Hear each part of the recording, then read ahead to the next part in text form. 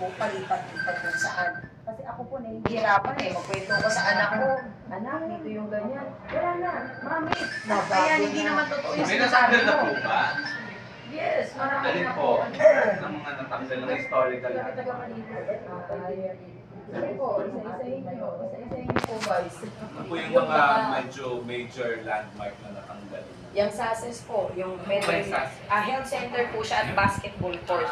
So yan po, matagal na po yung aking mga konsehal. Makilala ko na po si Konsehal Sylvia Manansala. Ako po si Sylvia Manansala, umatakot po po sa Tondo District 1. Isa po ang actress, rap and print model, at TikToker. Ano po din yung project? Nakapasok ako dun sa Gulay ng Manong na sa Cinemalaya. Tapos isang film for school na. Sino po manager?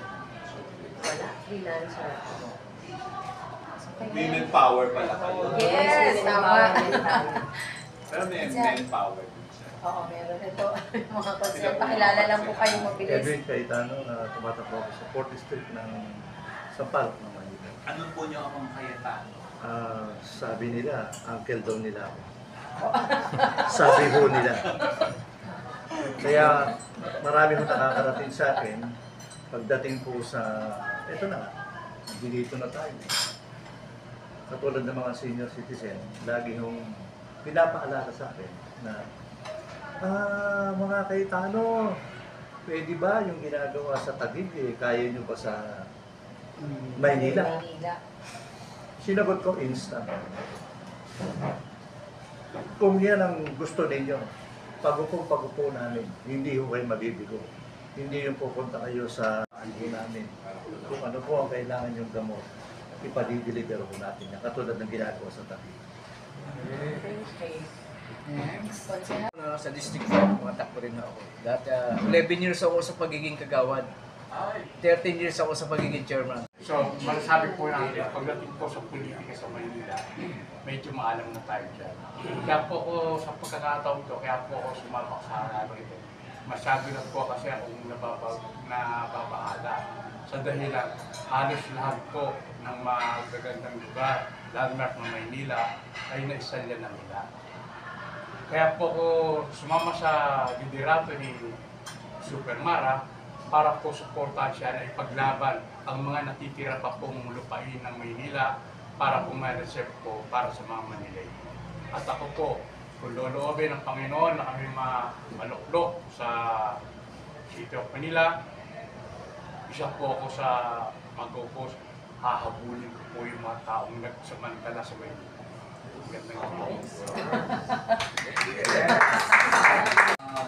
Carinio po, Marinyo, District of Manila, ang mga pagpapagsihan. At sabi nga po namin, ang paglilingkod po ay hindi na po bago sa amin. Ako po ay matagal na naglilingkod bilang facilitator po ng Pag-Pawid Community Living Program ng DSWD. At i-start po yan sa amin ng 2012 hanggang sa ngayon po tayo pinaglilingkod para po yung ating mga nasa laylayan, hindi lamang po matulungan ng gobyerno yung sa maliit na bagay na kung tinatanggap, kundi yung kanila din pong pananaw sa buhay ay ating masaayos kasi may kinalaman po kasi yung pananaw sa buhay. Pagkakawa ka ng pera, maliit na pera, dapat alam mo rin paano gamitin. Kaya kami po yung nag-handle ng family development session para sila po ay pangalagaan ng kanilang spiritual at kanilang moral. Ganoon din po sa kapulisan, tayo po life coaches dahil yung mga pulis po na dapat po rin bantayan kasi matutulis po sila, minsan lumilihis po sila Kaya ginagawa ko natin, binabantayan ko natin yung kanila pong mga values nila para maging maayos, maging talagang gabay po sila ng bayan. Kaya yun po yung aming trabaho. Kaya sa paglilingkod po ay hindi na rin po bago dahil lagi po tayong tumutulong sa mga barangay, bibigay po tayo ng mga ayuda sa abot ng ating makakaya. At doon po nakita sa ating mayora na gano'n ang kanyang ginagawa na paglilingkod po na mayroon pong kataparan sa maliit at malaking bagay na napakahalaga para po sa bayan po ng Salamat.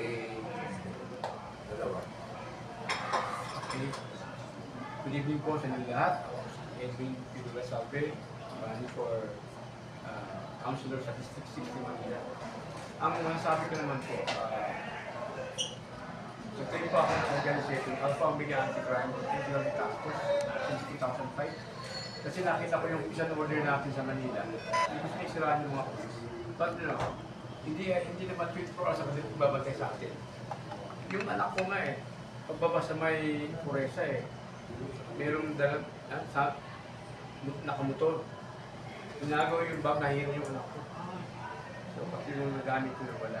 Sabi ko, ba't yung mga barangay tanod? Dapat, ang mga barangay tanod, nandiyan sa kalsada dapat nagbabantay, diba? Hindi ko alam bakit. Ganun. Kaya yung peace and order natin dito, pag may krimen, dapat dumating yung police, peaceful na eh. Kaya, peace and order. Kaya mahirap. So, ngayon, dahil sa pamamagitan ng ating Mayora, nakita ko yung kanyang sincerity. Kung magsalita siya, maarap naman. Pero ang masasabi ko yan, sabi nga ni Edmund Burke, dadami ang masamang tao kung walang gagawin ang mga mabuting tao. I do believe there's still few good men in this world, lalo na ang Manila. Kaya, we are the few good men, at sana kayo din, laban.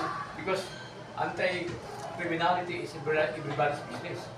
Diba? So, sana, magkatotoo ito at kung bibigyan ng Panginoon na kami makaupo, oh my goodness, mayroon pagkakais ng bit different sa mga dating tumakbo. Okay. Mariwekas po ang pangalan ko, tumatakbong konsyal ng Cebu Distrito.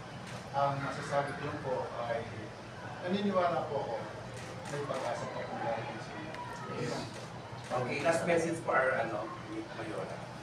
Yes, alam po ninyo, marami akong gustong sabihin, pero isa lang yung gusto kong maiparating sa Manileño. Gamitin po natin yung puso natin, huwag naman po yung daliri lamang sa oras ng eleksyon. Gamitin po natin ito sapagkat ito po ay nakasalalay dito ay kinabukasan ng ating mga anak at mga apo. Hindi naman po biro ang maglingkod at lumabas katulad po ng aming ginagawa. Pero pinili pa rin po namin gawin sapagkat naniniwala ako na ang buhay po natin ay may dahilan. At ang Panginoong Diyos lagi tayong gagabayan. Pangalawang buhay na po natin ito. Dumaan po tayo sa pandemya. Maaaring wala na po tayo ngayon, pero binigyan niya tayo ng pagkakataon na magtagpo at magkita dito upang ipagpatuloy talaga yung kabutihan para sa ating inang bayan. Sa Manileño, ako po ay narito kasama ang aking Vice Mayor at mga konsehal. Yung paglilingkod po na gusto natin, yung matagal na po natin hinahangad, kailangan mangyari na po ngayon. Yung abutin po ang taong bayan, bumaba sa laylayan, ibaba ang paa sa lupa, pakiramdaman at pakinggan ang taong bayan. Isang malaking bagay na po para sa tunay na magbabago. Kami po ay handang makinig at handang bumaba sa lahat ng oras dahil ang gusto ko pong paglilingkod yung ako mismo ang gagawa at magiging responsable sa lahat ng programa ng aming magagawa. Kaya sana po kami po ay nandito, pagbigyan niyo po at bigyan ng pagkakataon na kami po ay mapakinggan.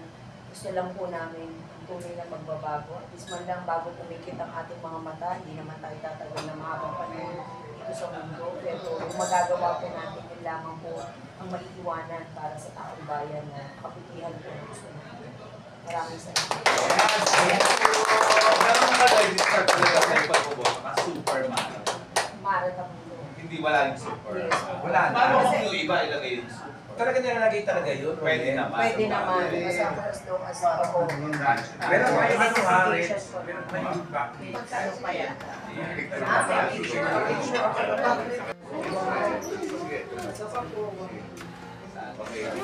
Yung best place yung imbitahan ko. Mamaya na.